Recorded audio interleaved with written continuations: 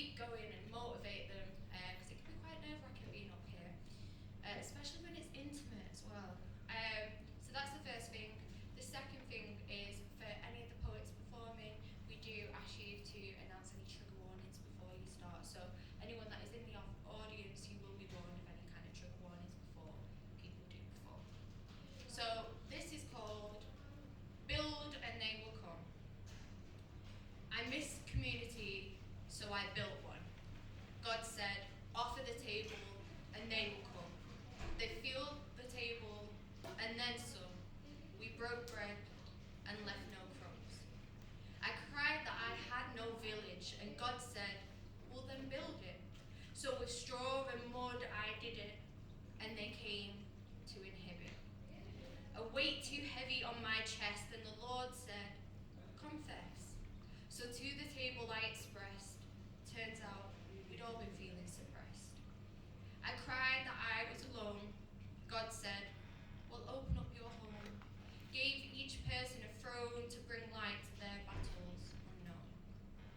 I wept, it's too dark out there. And the Lord said, be the one to let off the flare. In return, they each brought a chair and their light to clear the polluted air. I craved stability.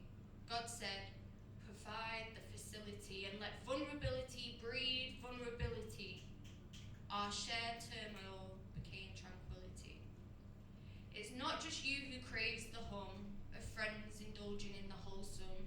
It seems we all share the same gun, all swimming in the same slum, against the same current. All craving some fun that doesn't involve clubs and rum. So, build and they will come.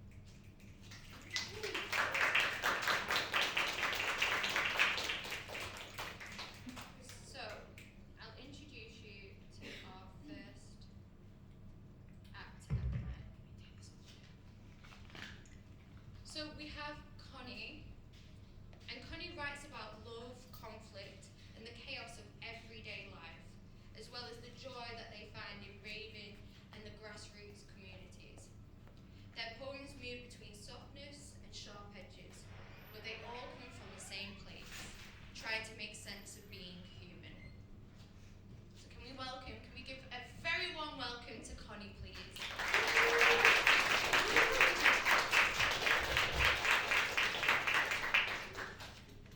I'm a bit little. Yes, please help. Yeah. Oh, you did that really right. Yeah, beautiful. Thank you so much. Hello, everybody. Hello. So my name's Connie, if you missed that. The first piece that I'm going to do for you today is something that I literally wrote today, so you are my guinea pigs. Yeah, forgive me that I'm still on book. We'll see how it goes. I should probably start off by saying that I am about to depress the fuck out of each and every one of you. Who's just surrounded. Yeah. In the last couple of years, my mum died, and then my brother died. Back-to-back funerals means double loyalty points at the crematorium. And somehow, in the middle of all of that, I found myself standing at the front, delivering eulogies. Apparently, I'm the only one in the family that can read and write. It's a strange thing, writing a eulogy. You suddenly find yourself summing up a whole human life.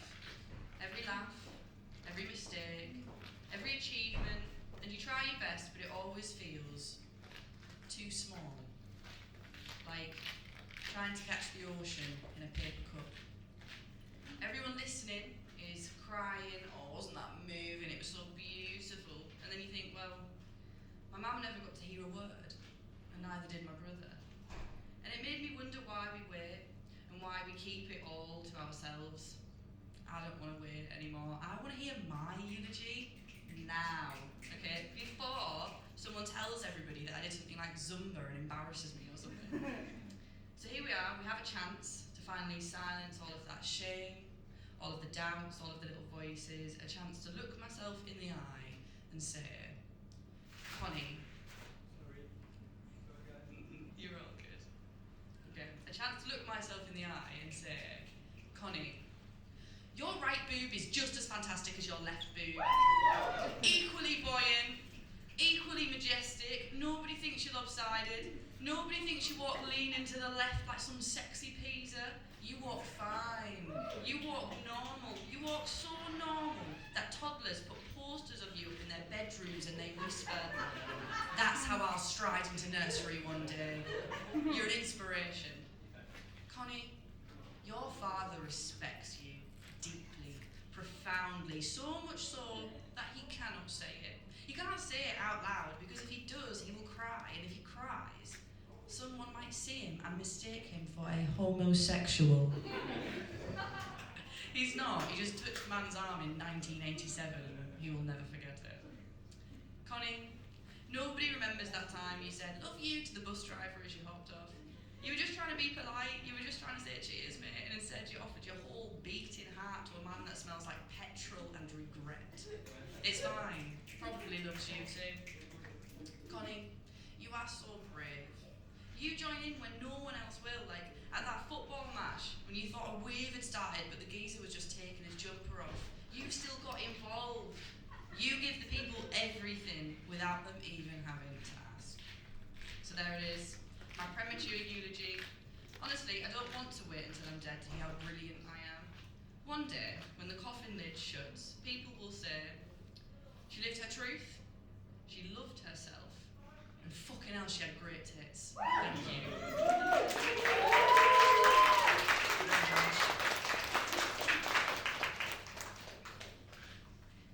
You're walking around your local store. You're tapping at your desk. In your head, it is dirtier than a bodybuilder's vest. Sweat. I'm sweating, I'm a mess. There's drip between my legs. I want to return to my bed, but I don't want to rest. I want your hands on my chest. I want to feel my very best. Oh, release me from my stress. Feed me to the worms. Feed me to the bees. My soul, it births the flowers. And damn, I do smell sweet. Maybe I'm a daffodil. Maybe I'm just daft. Maybe there's more to me than just this scrawny lass, because the life I do supply is electric, like the neurons in my mind. Mother Nature's here, and she stands by my side. From in between my hips, you will never see a baby, but you will see a lot of fun and maybe, or just maybe, a different type of smile from two alternate lips. My waters are your sustenance. I will rain into your valleys, forming rivers, forming lakes. I'll brush up against your mountains, that's how they get their shape. I'll trail my finger from your head down to your nape. Crying ecstasy and thunder you awake. All in authenticity, because nature isn't fake.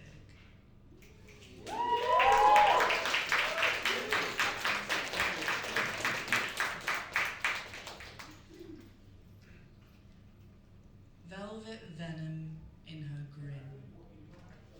Sugar, sin in her breath. Silver skin over sin, every spin is a test. She's the hymn and the hex. She's the thrill and the threat. Saltwater daughter, she's a slaughter. Silk sipping martyr, the nectar she offers spilt. Every drop is gospel, every gospel is guilt. She's the frost in the fire and the blood in the milk. She's a blindfolded plot in a cyclone's throat. Every baby that she breathes is a blade in a note. She's the saint, the sinner, the ache and the oath. She's got me chained to the danger because it tastes like hope. You know, love's a balm and love's a toxin. Once it heals, next it coffin. Sirens call in the dark of the bay. You reach for the shore, but you bleed on the way. Love's a balm and love's a toxin. One sip heals, next sip coffin. Sirens call in the dark of the bay. You reach for the shore, but you bleed on the way. She's a moonlit liar. She's the quiet and the curse. Every line that she laces, there's a wire that burns. She's the tide and the anchor. She's the shrine and the hearse. There's a scar in the glow. She's a ghost in the glass. Every laugh is a lash, every pass is a pact. She's the map and the maze and the snare and the clasp. I'm aware it's a trap, but I run right back. She's the ship and the wreck, and I'll gamble with my soul, because the high is worth the debt. I drink her storm till the sky turns black, trade my lungs for the tide just to keep her back. She's the flame and the ash, she's the key and the trap. and I'd rather be lost than to live like that. Love is as much a balm as it is a toxin. She's the rope and the drop, and I'm already locked in.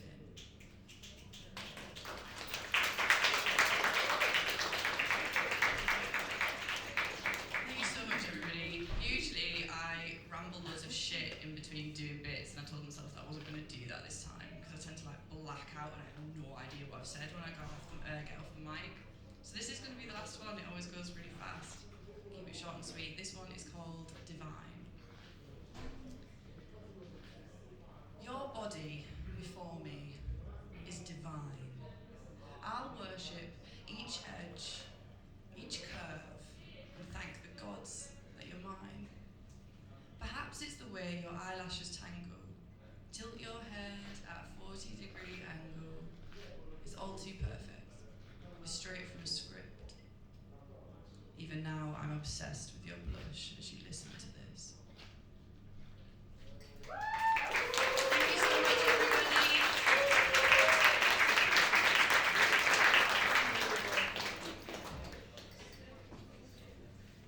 Can we get another round of applause for Connie, please? I think it's always amazing when a poet can take something that has impacted them greatly and, creates this emotion of sadness and be able to put wit to it and, make people laugh about it.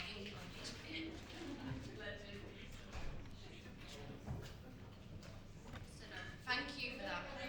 Being the first on stage as well can be nerve-wracking. So next we have Genoma. Let me introduce Genoma to you.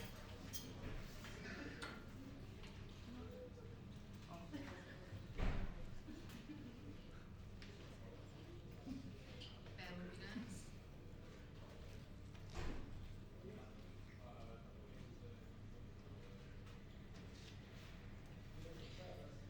So, Genoma is a queer Nigerian creative writer and poet whose work explores the themes of identity, queerness, and belonging. A regular at Manchester's poetry scene, such as Pull Up and Speak and For Bows, Genoma's writing has been featured in Brittle Paper and multiple anthologies. She is also the founder of Afro Queer Lit, a writing community that supports LGBTQ+ writers of the global majority through workshops, writing circles, and resources. So can we give a massive warm welcome to Genoma, please?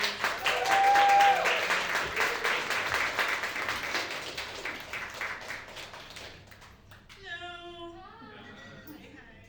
So I'll be giving you 4 poems today.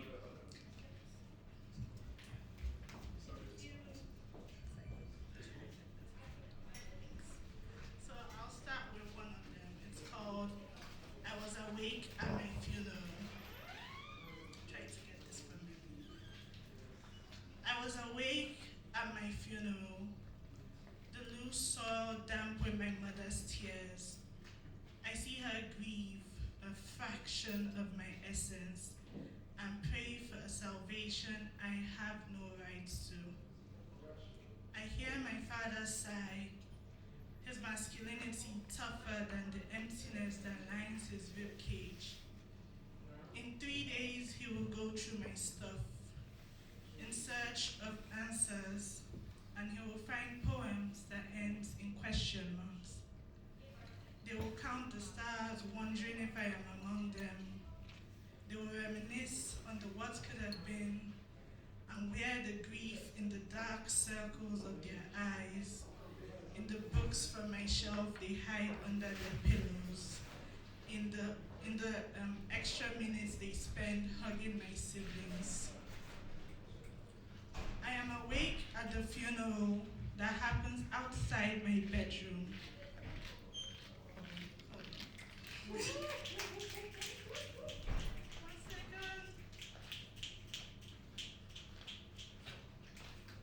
I had a clue. I'll find it. Okay, we got it. I am awake at my funeral that happens outside my bedroom. Fragments of my corpse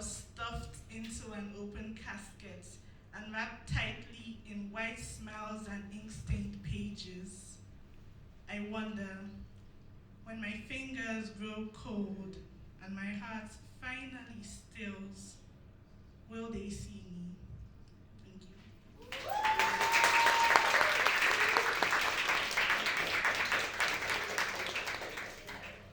So some of you may have heard this one before.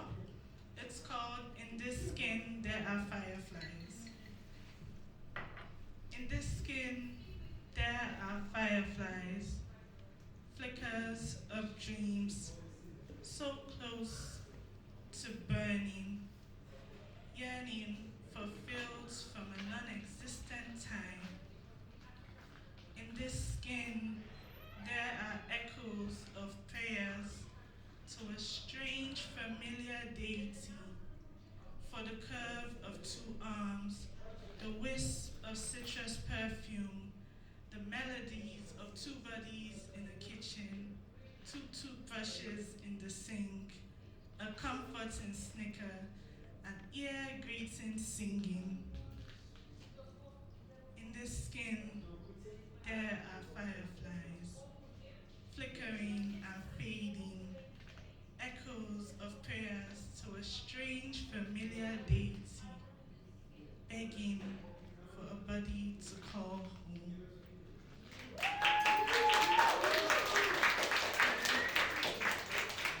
I'll be performing the last two from my book that just came out because, shameless promotion.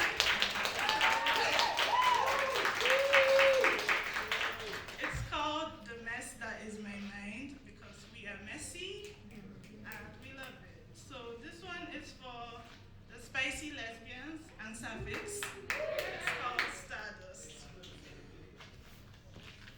I feel your mouth on my nipple and your fingers on my hips. There are fireworks in my veins as you breathe my name. You smell like cupcakes and tea leaves, which makes sense because you work in a tea shop.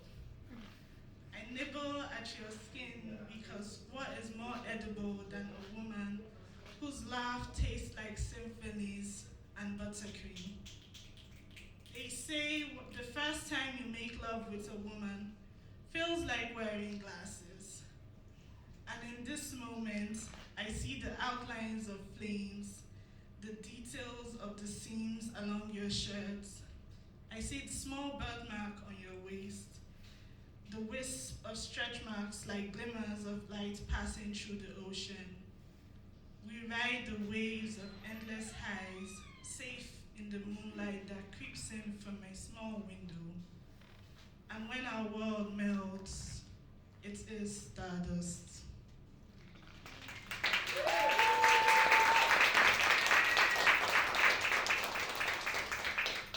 The final poem is called There Is a Poem in My Throat. It is 12:04 and I am trying to create. I am trying to let my thoughts run wild on the page and begging the giggle in my veins to scream. It is past midnight and I am seeking joy in worn-out pages. I wonder how long this will go on, how long I shall ask myself to stand up from bed before my legs decide to listen, how long my stomach will sit still before reminding me of the need to eat, how long my mind will take before it decides to act its age. I wonder if this is another form of exhaustion, this waking up to bones that feel like lead, this I think too much yet my mind is blank, this tears that sit on my eyelids unsure if they deserve to fall. It is 12:19 now, and I still do not like myself enough. I wonder when this cycle will stop, when I will stop punching the calculator, trying to stretch resources, when I will stop forgetting I exist, when I will stop living in my head. It's 1:05, and I find myself numb, hoping the voice in my head sounds like nightfall. Thank you.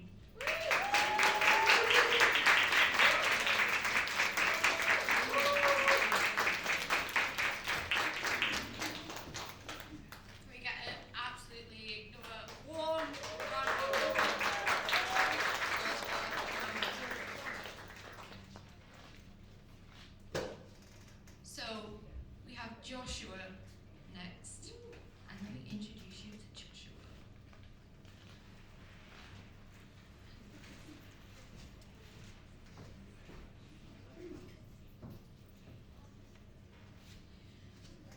So, Joshua is a skillful playwright and poet. His art is characterized by its refreshing honesty, introspection, vulnerability, and humor. He was recently featured on the BBC for his performance in the World's First Poetry Competition 2025. Impressive. You will be in for a good time. He said that himself, by the way. I didn't say that. So don't put me on that. No, you will. You will. Welcome to stage, Joshua.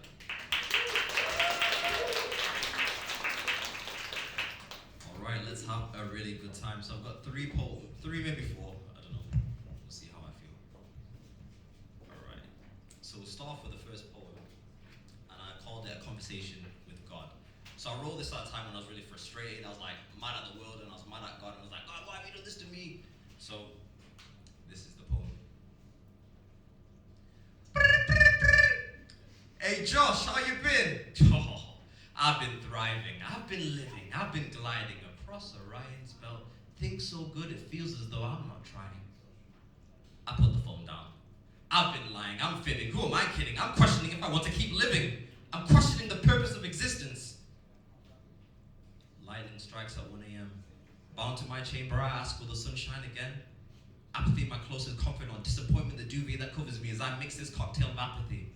I know I've got potential, but it feels like a car that's stuck in park. And pity, because I'm turning the keys in the ignition, but it just won't start. How could I be so close and yet so far? How could things get so dark? Because I remember there was a time where I would lie with my head against the floor, look into the heavens, certain I could be everything and more. Maybe it's the naivety of youth to believe that I deserve it all, and that the path is truly written and there's capacity for us all. Big dreams and destinies I demand that I achieve, yet simple things like emotional stability feel so out of reach. Things getting on top of me. It feels like there's no one I can ask for help, because in this room is just the three of us, me, God, and myself. Exhausted from venting, I lay my head to sleep, then the Lord visited me in a vivid dream. Angry, I turned away and asked, why have you forsaken me? And he replied, your vision is clouded by your apathy. Lord, I'm being realistic. This dream you gave me, you must have missed it. You created a defect, a misfit. And he interrupted with a loud rebuke and said, who do you think you're talking to? Who's the creator of all things? I am. Who can vanquish the constellations? I can. Have you forgotten you've got an adversary? I demand that you fight. No weapon forged against you shall prosper when I am your sponsor. Have you let the storms of life get you from within? Have you let a couple losses convince you that you isn't him? Does royalty ever bow? Has a king lost his crown? I made you an apex. You are C.A.Y.A, you are Simba, you are Mufasa. You will walk with your head held high from hereafter. You're an eagle, not meant to walk but to fly from the earth to the sky. I demand you arise. Could it really be? The master of the universe speaking to me? My eyes began leaking. His words cut to my heart and I believe him. And then he continues. Then the God of I Am told me that I am not buried but planted, immersed in my darkness. I couldn't perceive or understand it. You're special, he encountered. To grow tall, the roots need to go deep. I was beginning to see. I'm a caterpillar in a cocoon. My wings are yet to bloom, and he continues. Your life I orchestrated. It's a beautiful symphony. I beat the drum, the guitar I strum. I caress the piano of your existence. Significance in every octave, meaning in every chord, a key. This is real life poetry. Your story's not finished. Your life is in seasons, and you're in transition to a remarkable rebirth, transformative cataclysm. Your story is not finished. The dream's over, and I wake in a flurry. The tears on my face, and I grab my phone in a hurry. I refuse for my car to stay installed. I'll put the pedal to the floor. I open the window and I look to the heavens, knowing I'm made for more. Knowing in my heart I can be everything and more. In the words of Kendrick Lamar, I deserve it all. The path is truly written, and there's capacity for us all. The master of the universe completed speaking. Things will get better, and I believed him. So that's poem number one. So this one, I will need you. So this one I actually wrote for a play, and it's called Part Ways. And this one I was just really frustrated during this time, because I was like, I started loving myself, and then like loads of my relationships started falling apart, and I was like, I'm upset. is. So Jess, would I be able to use the? Oh, you need me now? Yeah. So we'll use the beat. Let me stretch. Right, I need us to pray to the technology gods that is this book. Make it work, please. This one is just a poem of frustration. Just me venting.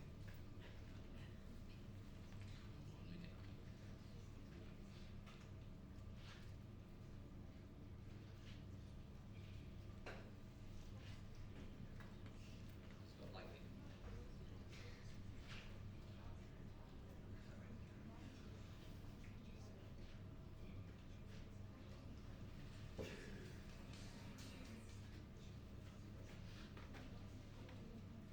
Should do another one while you start.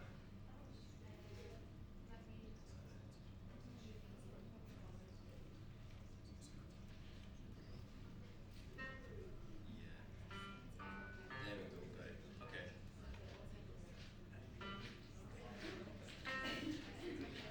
Yeah, so if you rewind it all the way to the start, because it's a pretty sharp start, so I need to be on beat, otherwise we're gonna have a very long day.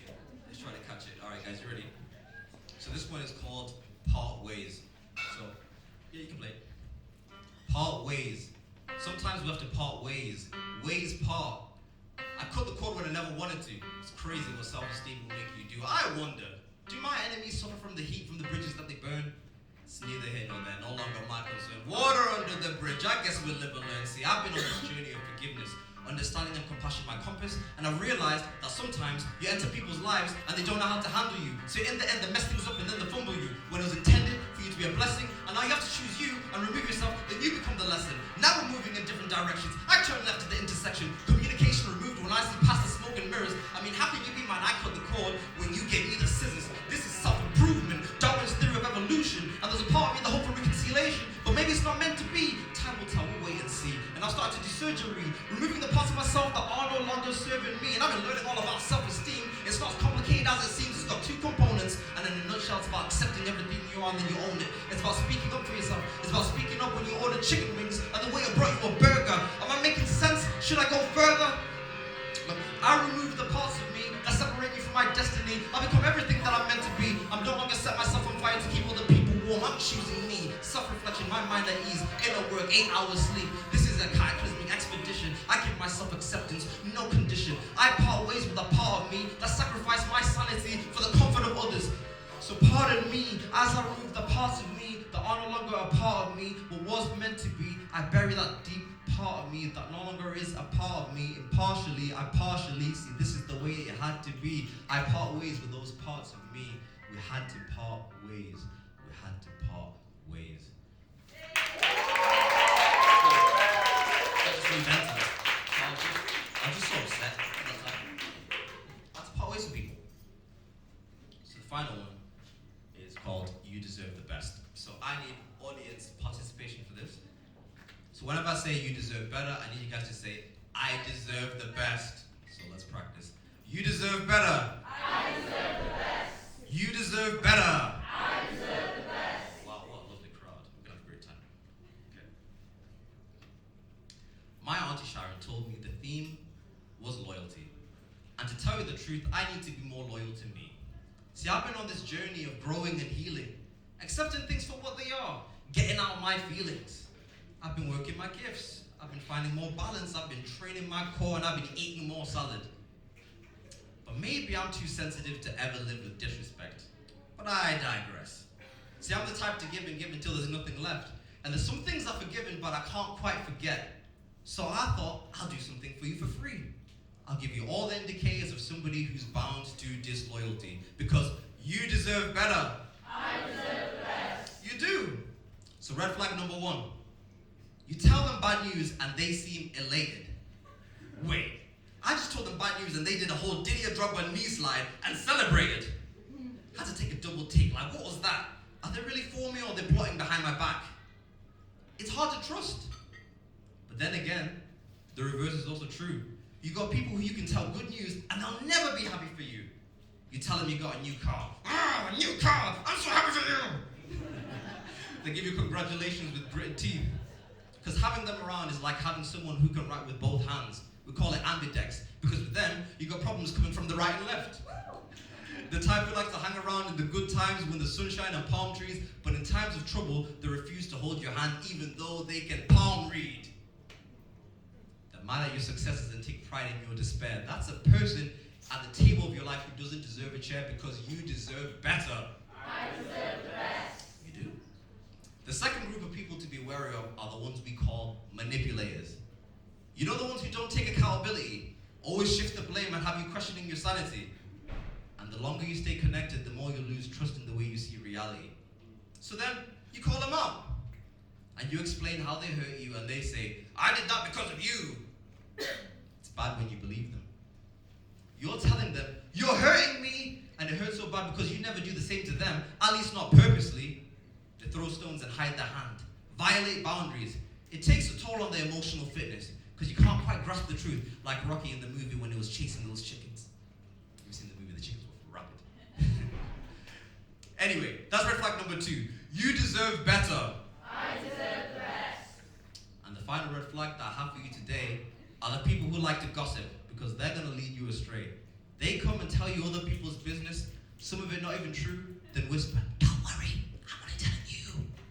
Man, the audacity. We all know that's not true. You tell them your business, and then they'll do the same to you. It's the illusion of a safe space. But you know the people they're talking about, they'll never say it to their face. See, I want to talk about ideas, constellations, plans, success in the galaxy, intellectual elegance, and dumb stuff like, why is my girl still mad at me? Because you deserve better. I deserve the best. See, loyalty from your people is like oxygen to the soul, the parachute that catches you when you fall, the love that calls you out and shows you that you can be more. So there's nothing quite like loyalty. So this concludes my vocal letter. Like I said, you deserve better. I deserve the best. Thank you.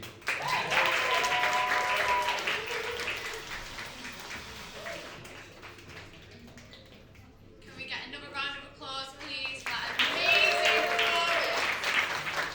I always think it's so impressive how you're able to speed up with the beat and everything and not catch. Very impressive.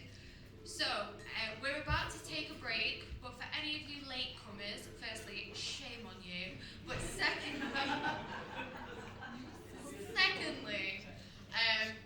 you won't have heard me say we are going to do an open mic at the end.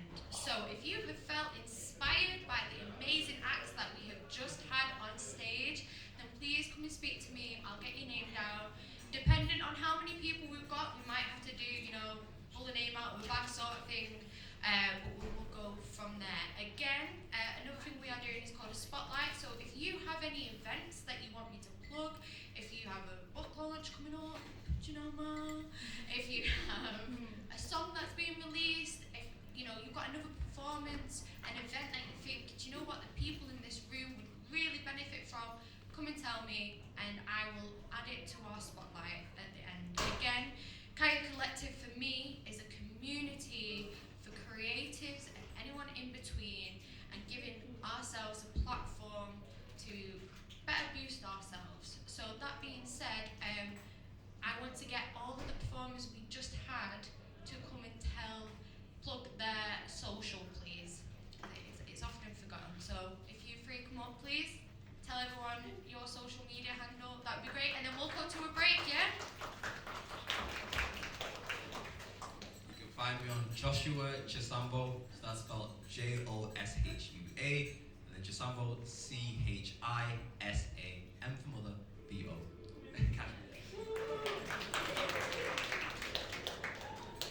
Absolute legend, that guy. I'm Connie, Cyber Poet Connie on Instagram. Thanks so much.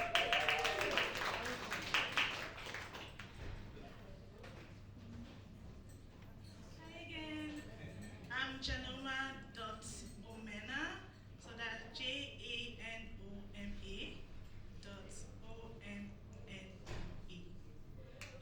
Yeah. And I'm also having a book launch at Pull Up Cafe on the 18th of October.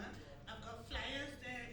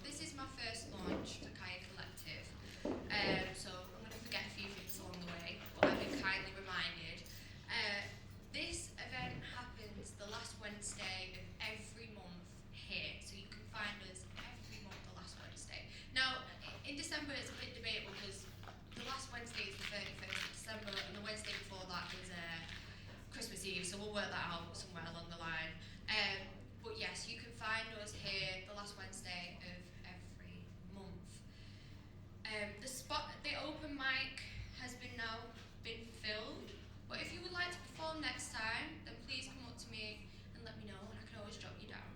So, next up, we have Noble. Now, what I like about this...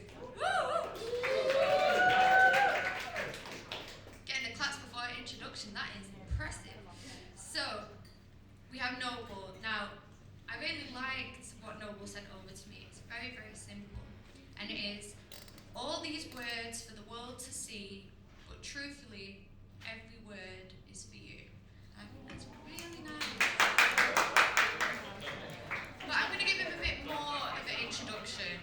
The first time I saw Noble perform was at Pull Up and Speak, Pull Up Sing and Speak, which if you've not been to is a really great night.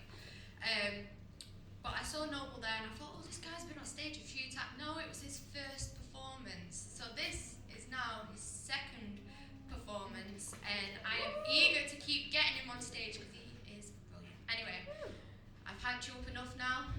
I'm welcoming you to the stage. Please welcome Noble. Thank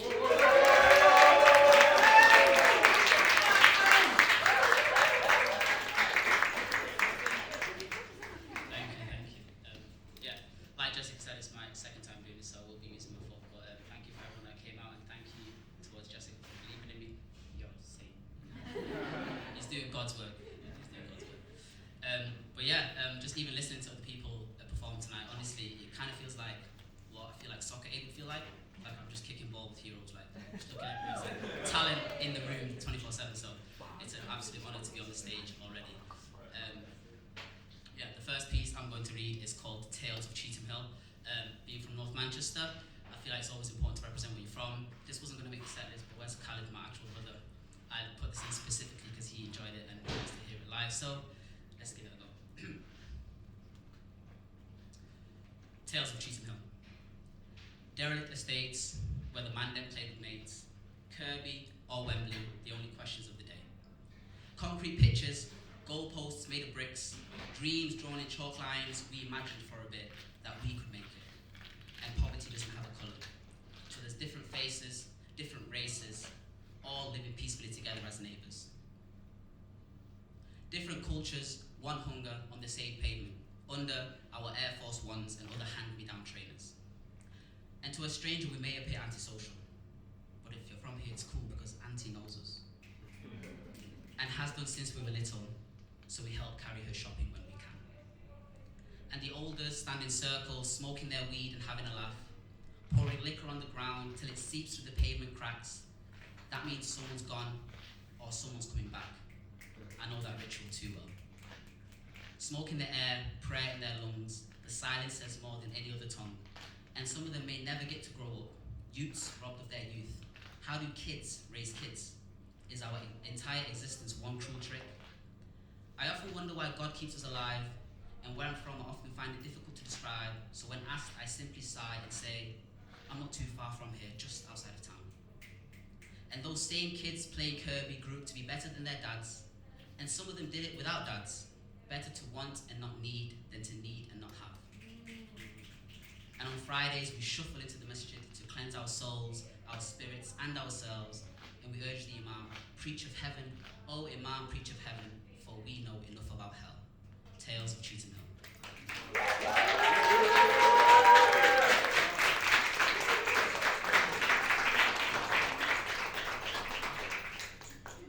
And this next one is called I Don't Really Have Riz. Navigating, just being mid-20s, late 20s, love, dating, all that stuff is one of the words that suddenly has come and become a staple in everyone's language, and I just thought I'd make a poem about it. I hope you really enjoy this one. And I don't really have riz. I just remember every single thing you ever said or did. Like how your birthday is December 17th, you rinse your hands twice just to make sure they're extra clean. Your favourite colour to wear is black, but your favourite colour to look at is turquoise. Sometimes the truth doesn't rhyme, it seems. And I don't really have riz. And I'm no longer naive. Our parents will never make it to the same living room and sip on coffee or tea, talk about sports, education and foreign policies, exchange experiences and even cuisines, like we'd eat your mother's biryani and you try my mother's birries. But you're a true muse. My camera roll is all you. remember when you'd call and like a phone dropped by the gutter I'd fall through. But I don't really have a riz. Just a playlist with songs that reminded me of you, from that one Frank Ocean verse, dropping baby off at home before my night shift, to Daniel Caesar's Get You. And I get that your body's fine. I like your waistline because it's telling the time. I like your face card because it never declines. That's an hourglass figure and it's looking sublime. And with feelings like these, I've got to act on that. We should kiss every time it rains in the city. And I'm from Manchester, so you do the maths on that. And I don't know what went wrong, but I know the way your voice would change when you spoke to little kids or dogs, like even strangers deserved your grace. But I don't really have riz. I just loved you in real time, from your awkward little dance moves to your paragraphs that don't even rhyme, because you knew better than anyone. Words is where I find my comfort. I don't really have riz. I just remember every single thing you ever said or did.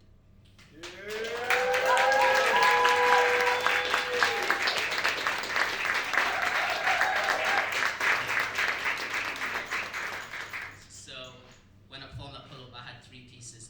Since then I've been writing, obviously growing in confidence, becoming a better poet, etc., etc. I wrote 2 pieces since then, so these are 2 completely new pieces. One of them was actually finished on the way here, but such is life. This first one is called My Brain is Blue.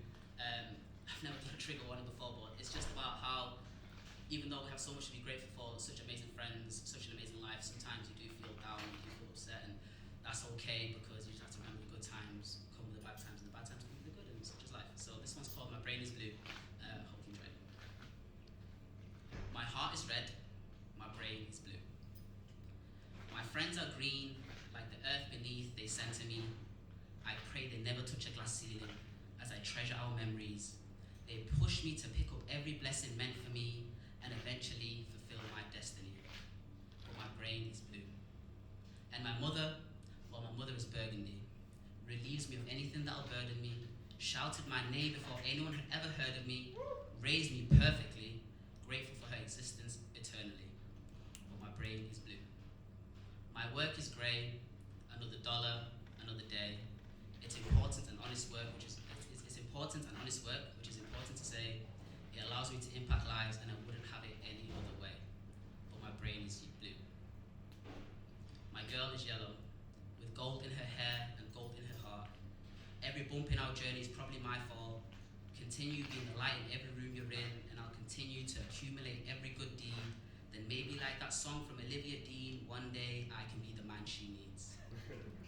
But my brain is blue. My journey is black, uncertain, unknown, yet every shade, every tone helps me grow. Will I make it to 100? Only God will know. Will I make it to the weekend? I sure as hell hope so. Floating through life like I haven't got a clue. A rainbow to me is just a love letter to you. And oftentimes I stare at skies with no idea of what to do. My heart is red, but my brain is blue.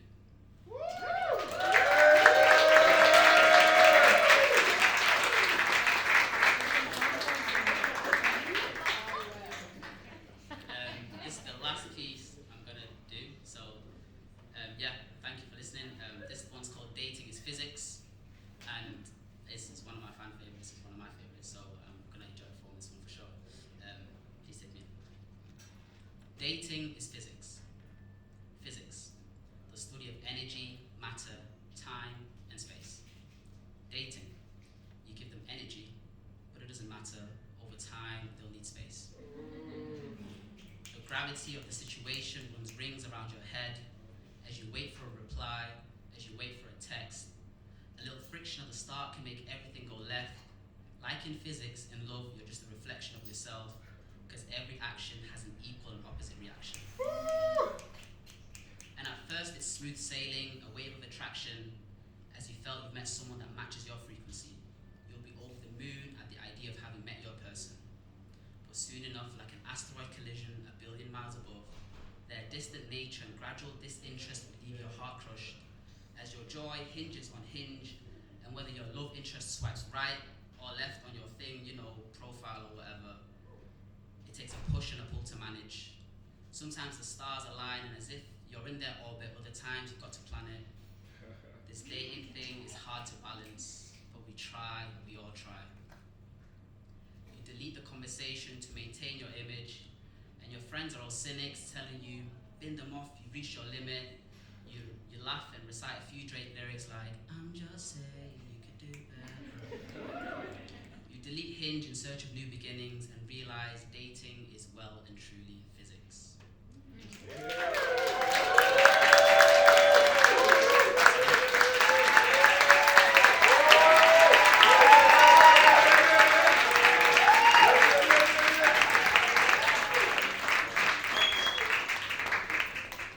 How incredible was that? The wordplay is phenomenal. I can never say that word. Phenomenal. It's great. The wordplay is great. So next up we have Co-Cortex. Again, I saw Co-Cortex for the first time at Pull-Up Bar a couple of weeks ago, and I was really eager to get him on my stage. So Co-Cortex is a Nigerian multidisciplinary artist who weaves together dance, visual art, and writing to explore the intricate themes of identity, self, and culture. Their work is a deeply personal journey, a vibrant reflection of their African heritage and their ongoing search for purpose in the world. Please, can we get a warm welcome for Co-Cortex?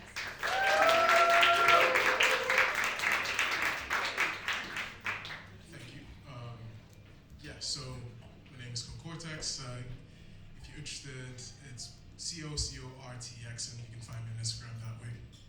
Alright, so I've got 3 poems for you guys tonight. We're gonna start with, it's called Comfort Zone, and it's a reminder for myself. I wrote it just before I started the journey of trying to be an artist again, and it's like a reminder to myself just to keep going really. Right.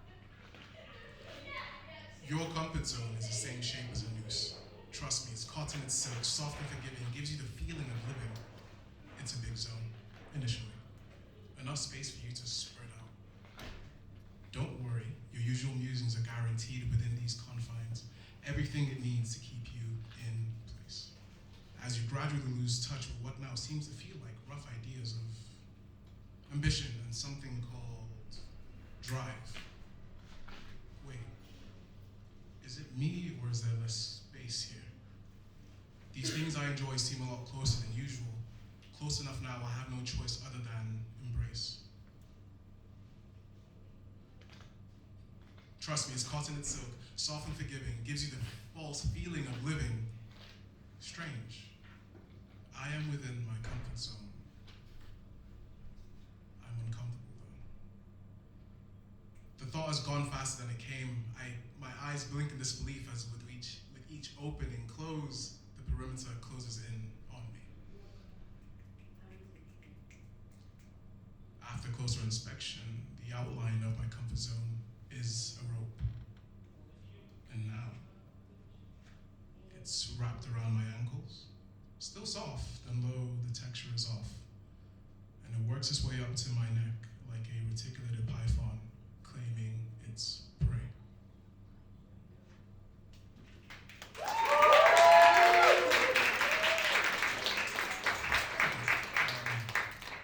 And as I mentioned, I wrote that just before I decided to, give this being an artist thing a try again.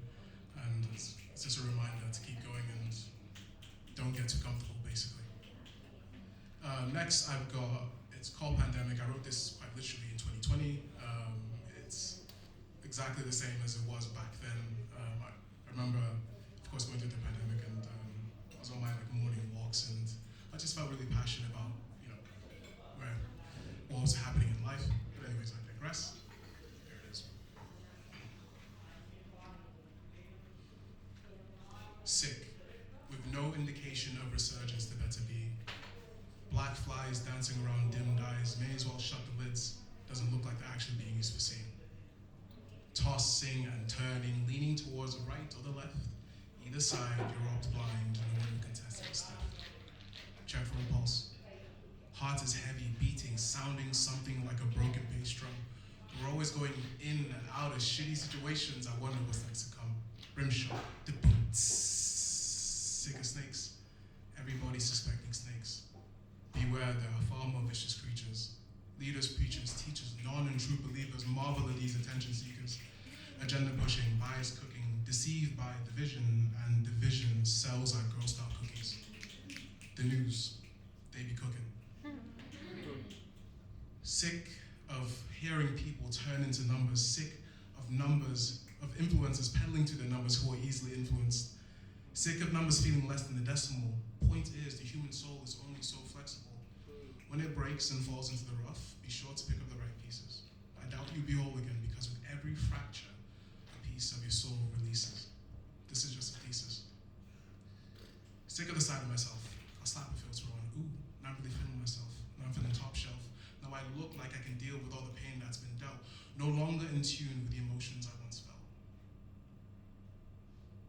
I need a charger. Please help. I watch that one turn to a zero and my facade inevitably melts. Sick of human interaction until a pandemic hit. I took it for granted, and now you see how the dynamic shifts. Now, where people are dying to see each other whilst others are dying from getting too close to one another. Rest in peace. As we all seek a vaccine to cure our ailment. In the meantime, pass me some ale, man, as I deal with these feelings of displacement.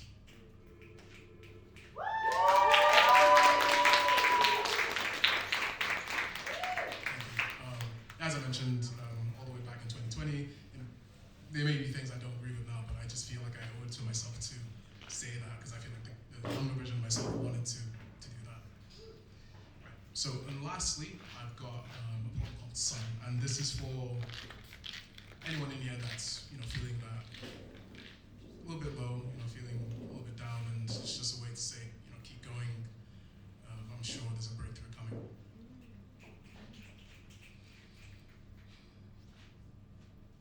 Stand planted and set your gaze in the direction of the sun.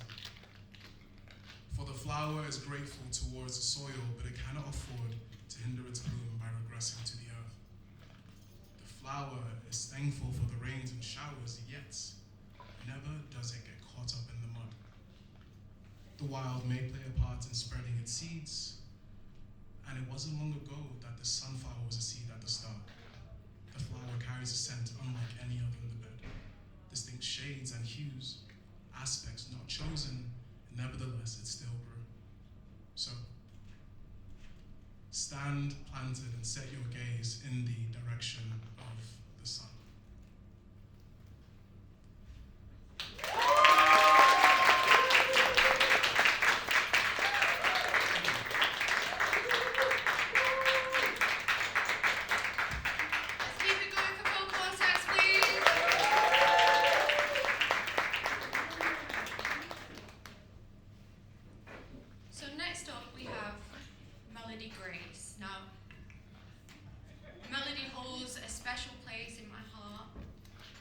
Cheering me on in my very early days before I even knew she did poetry herself. And this would be, what will this be now? Which one? Third performance. But you won't think it, because she's a great stage presence.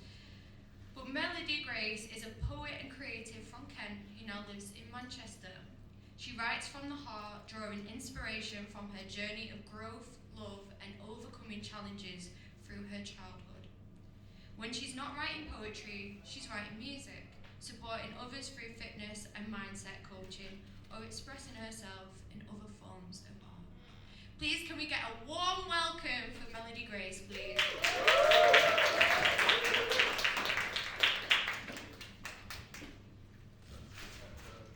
Thank you, babe. Yeah, perfect. Thank you. Hello. I've got a few shorter poems. A bit of a trigger warning. There's some heavy shit in here, but kind of just a bit of emotional neglect, a bit of alcohol abuse and stuff like that. Just let you know. So this one's called Do Better. Let me repent as I know I could do better. Text my grandmother, ring my big brother. My little sister could use her sister more, or support my little brothers in what they're fighting for. I've prayed for peace but stayed on the couch, like change is coming without me reaching out.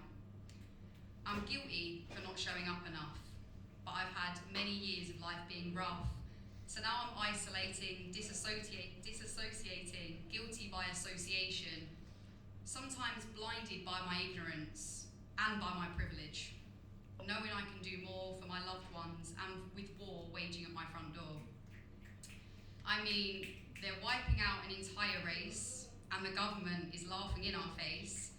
People putting up flags acting like we own this space when God created this space and it's not yours to selfishly take. The difference is you just won postcode lottery, so have a heart for those suffering and fleeing, please. We could all be better, even with little acts, to give back, spread joy and speak up to be a part of change. So let's start with that.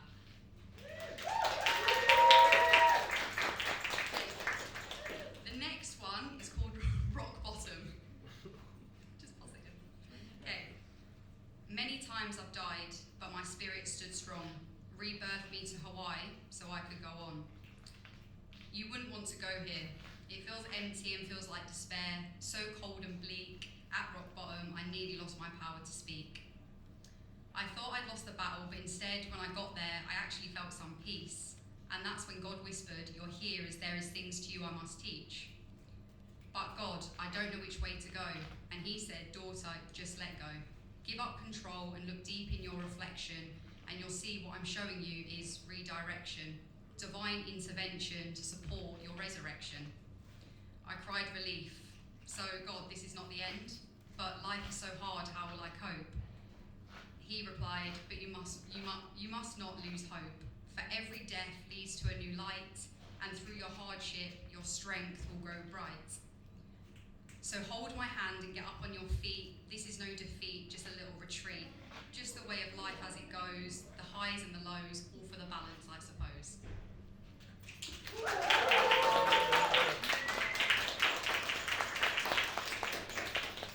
This one's a trigger warning one. So this is called Alchemist. So my alcoholic parents turned me into an alchemist. As they sipped on their spirits, it was breaking mine. Tell me why you continue to choose escapism in that bottle of red wine. I saw abandonment in your eyes as I started to experience mine. Inside I was struggling, but I had to suppress and say, "Yeah, I'm fine." But what was in that bottom of the glass that you couldn't get from me? Do I remind you of the parts that you don't want to? Do I remind you of the part you don't want to see? You drank to forget, but I always remember, and I'm still triggered by you saying things are going to change next year, every December. And I know it's your first time at life too, so I'm trying to give understanding and grace to you, but I'm just a child who needed support and love too. Despite all, I turned their poison into potion and became the black sheep. Who else was going to break general curses if it wasn't me? I guess I want my siblings to see you're not going to turn up like our mother and you can be anyone you want to be.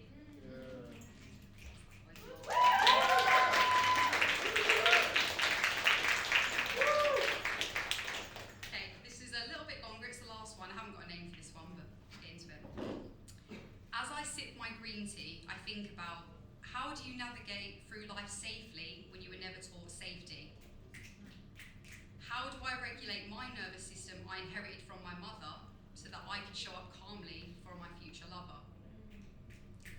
How could I possibly give myself to another when all I've seen is relationships is where you suffer? And how do you surrender when you were always taught to fight and now you're stuck in a constant state of fight and flight? I'm working on rewiring my beliefs, but it's complex to try and get what you've never seen or had. I mean, how can I trust a man when I've got abandonment wounds from my own dad? Or a woman when I get emotionally neglected by my mum and now everybody I meet mirrors her and now I'm just numb?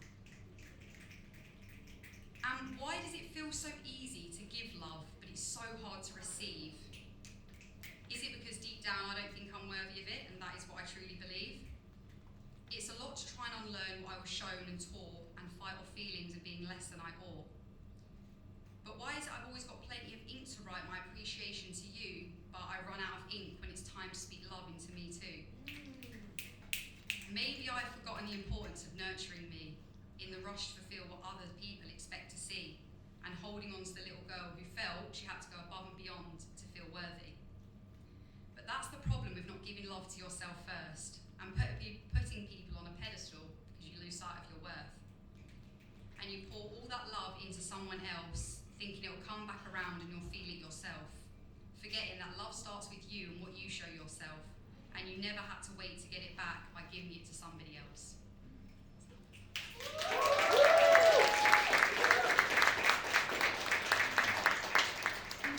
And because they were a little bit heavy, I just want to finish on, I'm going to say something and then you're going to repeat after me, okay? So we're going to start with, on my way to being somebody. On my way to being somebody. I already am somebody. I already am somebody. Even when I feel like a nobody. Even when I feel like a nobody. I'm a body and more. I'm a body and more. I am everything I embody. I am everything I embody. And I can be anybody. And I can be anybody. And that's it. Thank you.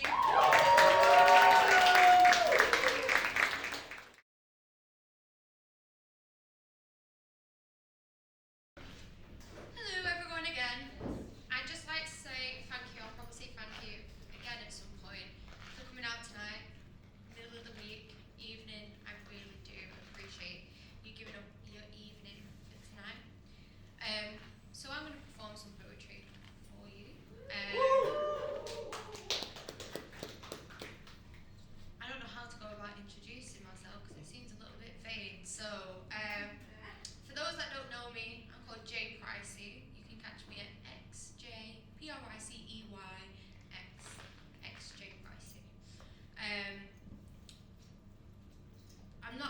I'm known mostly for feminist, revolutionary sort of work, but I'm going to kind of put that to the side tonight because this is quite a nice intimate setting. So the way I'm going to do this, I'm going to do 3 poems. One of them is one that I wrote at 4 o'clock in the morning the other day, and I just want to test it out. The second one, I'm going to let you guys choose a number, and I'm going to pick a poem from my book, What the Darkness Taught Me. And then the third one will be a well-rehearsed one, so here we go. So this first one is called An Eye for an Eye, and as most creatives know, whether you're a poet or you're a singer or any sort of creative, you'll be lay up in bed, just about to go to sleep, and then it just hits you, and the next thing you know, you're awake for another 2 hours, finalising a poem, a song, or whatever it is. So this came to me the other night, and it did because I have a lot of male friends going through a lot right now, especially when you're creative or your business or that sort of driven. And what I find is I feel helpless because I'm like, how do I help you without making you feel weak? So I wrote this poem because I thought it might help. So this is dedicated to the men in the room, and it's called An Eye for an Eye. You are the strongest man I know. No, not because of how far you can throw or how you can easily beat any of your foes. No, it's because I've seen the distance you're willing to go. To me, you are as tall as a tower, not because you're too tall for my shower or how most would see your problems and cower, but rather the depths it took for you to flower. To me, you have the prettiest smile, not because you wear it with style or how you grin like a mischievous child, but because there was once a mile you couldn't for a while. To me, you can do it all, not because you make every problem seem small or when help's needed you refuse to call. It's because you still rise after every fall. To me, you are the most brave, not because even in the depths you refuse to cave or how I've seen you claw yourself out of your own grave. It's because even when you had nothing, you still gave. To me, you are unstoppable, not because you make it all seem probable or how you make chaos look methodical. No, it's because even against all odds, you made it possible. If they ever granted me one wish, my dear friend, it would be this. To yourself, you would be more kind, to not give yourself such a hard time.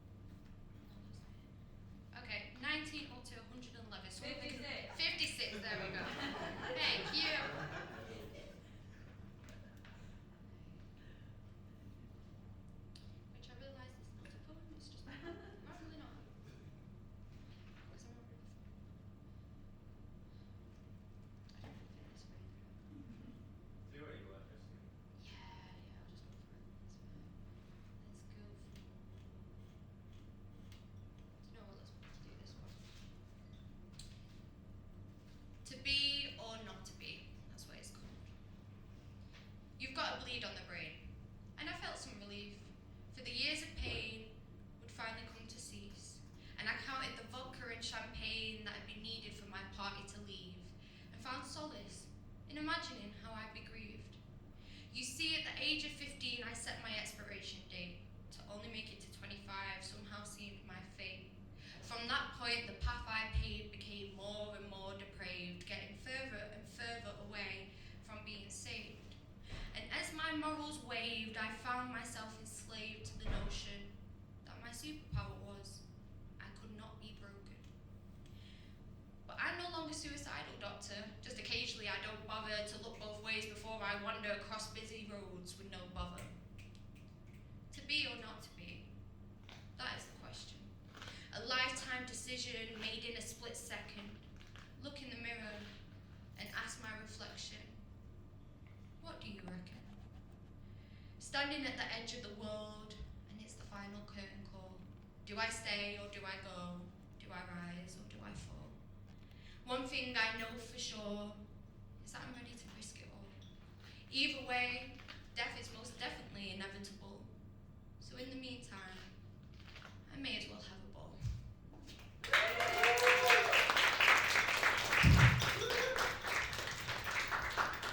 Now this is one of my sister's favourite, well it is my sister's favourite poem, and it's grown on me actually. So this is called The Price is Right.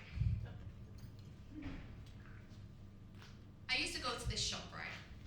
Open all day and all night, 24/7, my idea of heaven.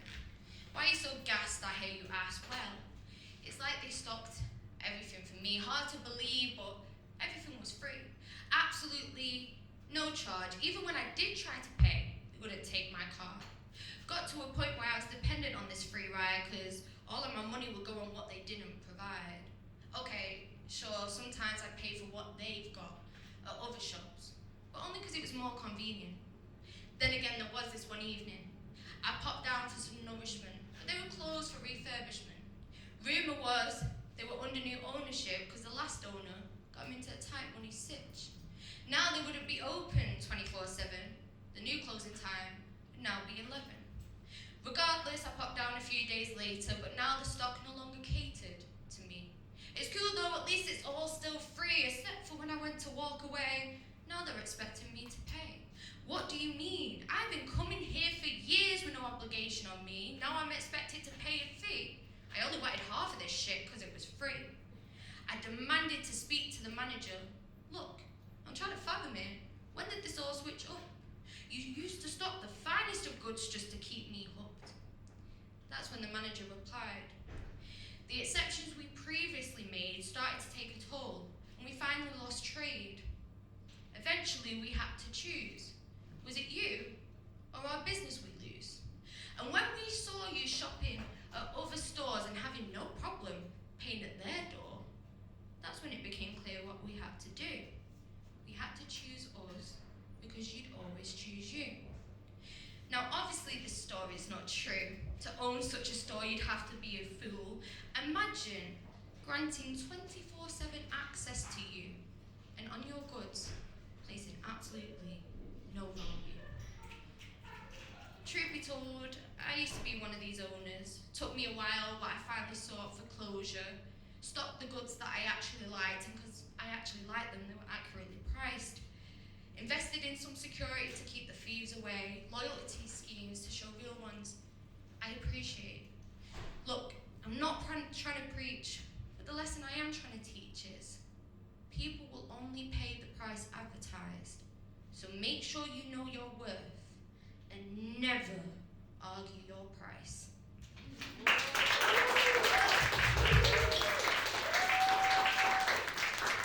Thanks, guys.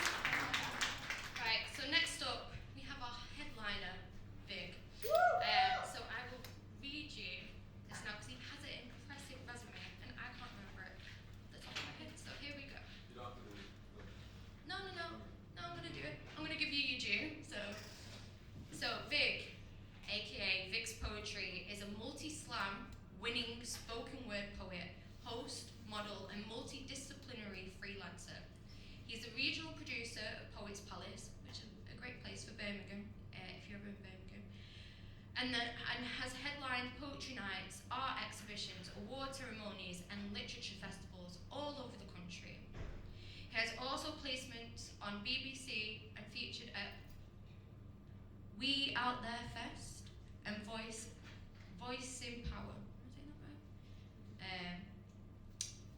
Gunnersbury Park Museum and Words Stage with Apples and Snakes.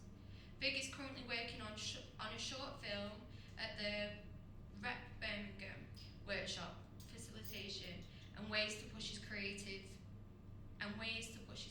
practice. You're in for a treat. Also, please bear in mind I am dyslexic, so I'm doing pretty well with that. But please, can we get a warm welcome for our headliner, Vig?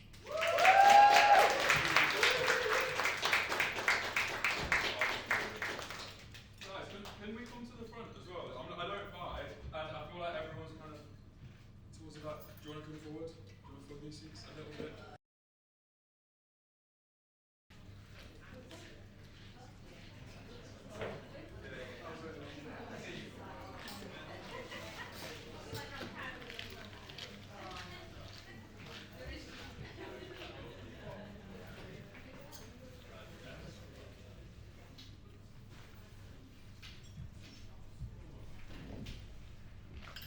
I'm going to rattle through some stuff. Can everyone hear me? Good? Yeah, okay.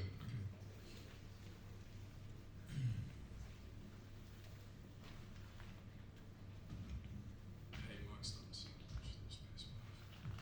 Okay. People ask me what I do. I say I'm a part-time poet because I'm part-time. Tie me to the sun and I won't die. I fly near so I can hear prayers from the Most High. Cause I'm Icarus mirrored, I'm Surakai. I'm the dot after the B before Christ. And I can see BCs cause I write good rhymes. I see DCs when I fly to NY. But I'm not always in an empire state of mind. Cause my mind's pensive. So my pen's splendid. Think I'm a samurai if you see what my pen did. You'll see sides of my softness like the shell's ripped. Cause my tough exoskeleton's just an appendage. I need mending, feeling hemmed in. So a suture on the page for the damaged pendant. I'm a bank boy, I'm doing all this money lending. You pay a price to see me live, the show you're sending. Cause I'm Shelly with it, flow heavy with it. Vortex spinning, mixed Cavassier and Henny with it. Liquor ain't the answer, but I sip in and I question it. My brain shrinks whilst I'm hiding drinks from my therapist. Man, I need some therapy. So I seek self-help to heal. Help myself on home remedies, but my feet are on the hills. My mind's bobbing on a boat without a kill. I'm like little baby, playing Russian roulette till I roll spill. So spill I did. My words inked with deeper meaning like I'm tattooing hieroglyphs. Trying to decipher my cipher, but my family's a sedative. Trying to ease my mind calmly, but the theory's relative. And I don't fucking relate. As part-time poets work, full-time days. And if home's where the heart is, I think I got a hole where my heart is because I let her where my heart is. Sometimes my heart skips a beat because her love has departed. Call me an artist because my pen's ekphrastic and the world is my muse. Sometimes I play the field worse than Man U. Looking for Musiala's when I had a menu. And it's rude because sometimes I see the kick up the backside. Benched at half-time because I don't try. My mind and my lungs, they decide to part ties. So when people ask me what I do, I tell them I write rhymes because in this poetry thing, my bars are full-time. Thank you. Starts to get real depressing. Yeah, like I like to just do that one because I had a music background initially, so I used to rap a little bit, and then I realised I'm not a rapper. So yeah, this one, that one was about time, right? And time is something that we all have, we don't have enough of. And I think we're always clutching to this idea of time going and us not being on the same wavelength. And this happens a lot with grief, right? Time is taken away for some people quicker than others. And I wrote a poem about my cousin, which I don't know off by heart, and it's very vulnerable, but I think it's important to share. So I wrote this, he passed away when he was 24, and I was 14 at the time, and 33, the years you should have spent on earth by now. 32, sorry Sujay for our broken promise. 31, I'm done wondering. 30, I wonder if you would like my Mustang jacket. I wonder if he wore something more reflective that day. I'd not need to close my eyes to see him in the mirror again. I wonder if he'd be proud of me. 29, I saw a yellow motorbike, and I almost yelled his name. Why do mirages always end in misery? 28, the only blind spot that lorry driver had was Sujay's glow. 27, I fucking hate lorry drivers. How can something so big pick on something so small? 26, I don't even know if he was wearing a helmet as I didn't have the courage to ask. But there was this one time, I was 7. I should have brought it up, but God tied my tongue as he wanted to learn how to ride too. 25.5, I'm at a vintage sale, and every racer jacket support. I glanced through them, hair swept by the wind as his pulse races across the dirt roads of Bangalore. Who knew commemoration could look so cool, yet feel so cold? 25, I'm in bed. Sujay's shadow knocks at my door, asking if I want to hop on. The world spins as fast as his wheels do, and then I wake up. 24.1. The air is taut with tears that shift tectonic plates of grief. We are an ocean of white, making a motor on Sujay's castle. It's on fire. And as I close my eyes, I feel his soul dancing in the wind as it brushes past my wet face. 24. I've been told. From dad's ear to phone to shock to grimace to my ears to shock to tears to silence. I wonder why dad isn't crying. He tells me, just because we carry it well doesn't mean it's not heavy. 23, 22, I've not felt Indian sun for 2 whole summers. How do you feel close to something when you're oceans apart? 19, 18, 17, we ride so fast that we do airtime. My adrenaline is lightning, and today turns a road into a cloud.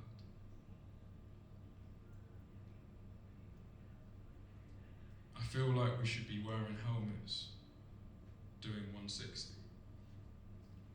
And I'm about to say something, but Sujay's so skilled that the thought passes me by as quick as it forms. 16, 15, I get asked in class about my favourite superhero, and I can't choose between Sujay or Batman. 14, Sujay takes me on my first ever ride. I hold on so tight, he almost has to laugh for air. And I'm scared, but I trust him as much as I've trusted anyone or anything. The moment we hit the highway feels like a drug in my veins. I hope one day we can ride together into the sunset. Besides, his pinky promised to teach me, and I wrote it down. Dear diary, Sujay makes me laugh, and I hope we can all move in as one big family. P.S. He rides like he's in the clouds. 34, and maybe one day I will ride too. Thanks.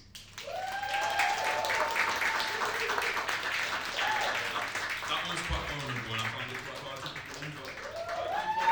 Thank you for staying with me through that, because sometimes I was speaking to Melody about this. Sometimes art flows through us, and it's meant to be this cathartic thing that we keep for ourselves, and there's beauty in sharing it, because you never know who you could have been reminded of there that you want to commemorate, and I think it's important to always share. So, that being said, I want to talk about my mom. I love my mom. My mom is a really integral part to why I create and my purpose, and she's a very inspiring lady. And I know with all the flags and stuff right now and the state of politics in the world, having immigrant parents and coming from an immigrant family is tough. And you kind of have this cognitive dissonance between what you feel like you belong as and how you end up behaving due to the environment you're in. And I feel my mum making so many excuses for people. And so this is an ode to my mum. It's called Bangalore to Britain.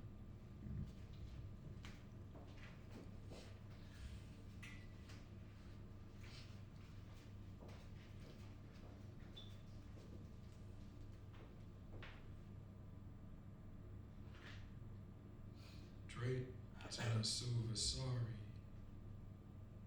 bejeweled in sequins, smelling of sandalwood incense from the puja before the journey to the earth.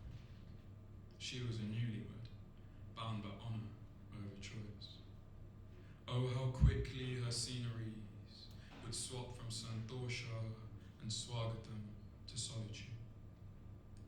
Bangalore to Britain, it said on her ticket, clasping it tightly in her hands, crowned in the richest mehendi. She prayed that she would find a new home in Britain. But as soon as she arrives, she greets the abhorrent stares and snarls from skinheads with a respectful bow and a courteous smile, none of which they deserved. Britain is the antithesis of home as she wades territory foreign to her jingling anklets. How dare they insult her pride, her beauty, our Bharat? The jewels they fail to notice, they themselves thieved. How ironic it is to tease the culture that feeds, the tasteful tamarind and turmeric, embossing the meals they love, garnished in garam, only for their ungrateful mouths to condemn those who created them. Britain leaves a very different taste than the boon our board beforehand. It's sour, oh so sour. She longs for her accent to not be atrociously mocked, and for a serendipitous soul to supply her smile with safety and santosha and swagatam. But this solitude rises higher than Big Ben, and the bustle of Borough Market is ruined by spits and snarls from the British. This is almost as if the rule of the Raj never ended. Bangalore to Britain.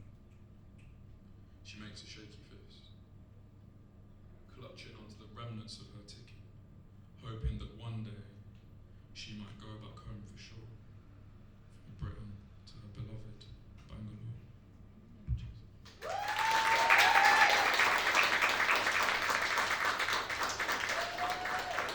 Sorry, I'm taking too much time. This one I wrote on Apples and Snakes with Chidozie. It's a program for, I think, 18 to 30, I believe, and any one of you can apply, and there's so many talented people in the room. So after, I'll shoot you links to apply to things where you can improve your craft, you know. But this is called Recipe for the Perfect Dad, because mine's quite fucking absent, to be honest. So yeah, this is like a nice remedial kind of view to a lack of fun. This starts off with a prayer, so if everyone can chant Om with me 3 times, I would be grateful.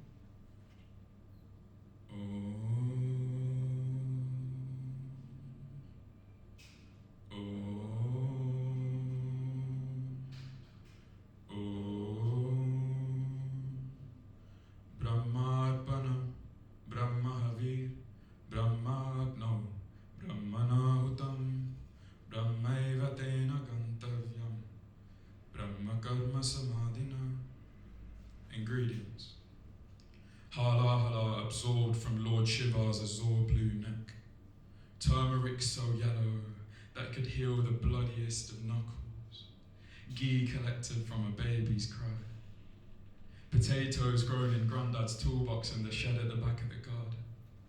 Kobri mitai forged by Grandma's hands in Padmanabhanagar.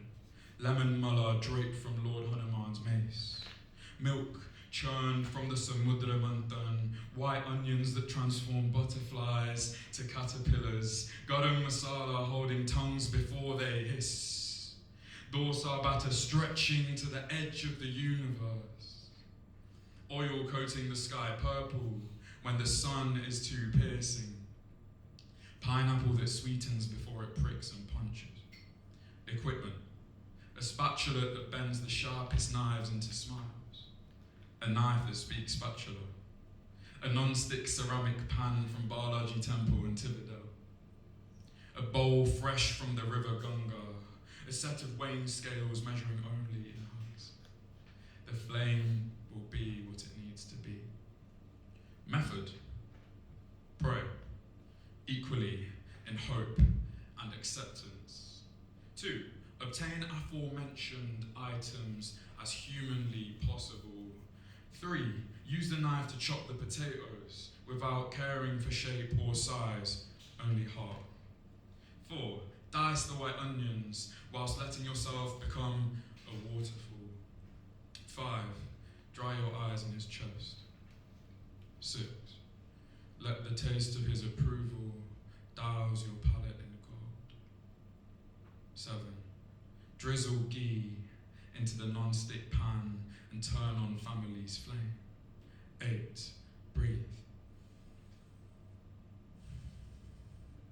That's what home smells like. 9. Pour as much milk into your loved ones as you can, for eventually they will evaporate. 10. As onions mature, use the spatula to discipline smiles when routine frowns. 11. Weigh out the dorsal as a son hugs his father's jeans. 12. Pour bike wheels. Hold on and don't tell them when you let go. 13. When your children fall, because they will, feed them pineapples. Paint their wounds in turmeric to ease the pain. 14. Smear coconut oil on their scalps and kumkumam on their foreheads. 15. When white children tease, tell them of Nilakanta, of how Shiva holds poison in his throat to save us all, and how their parents do the same. 16. Invite them to dinner and make sure they taste the garam masala just enough. 17. Remember to hold my daughter the same way I hold dandelions. 18. Watch grandma create gobri mitai before moksha calls her. 19. Remember her as the greatest recipe. 20. Let her ashes swim in the Ganga as you fetch the bowl. 21. Jump from stone to Lanka, chanting Jai Shri Ram. 22. Use Hanuman's mace to fight for the revolution. 23. Protest. Protest is the festival of the liberated. 24. Hold your son so tight that he feels the bristles of your beard and the beat of your heart. 25. Play fight till you were bears, sweating into fatherhood. 26. One day, you will be the sun, but he will forever be yours. 27. Your flame will be what it needs to be. Aham Vaishvanaro Bhutva Praninam Dehamashrita Prana Pana Samayukta Pachamyanam Chaturvidam Om Shanti Shanti Shanti. Thank you. I've got one more quick one.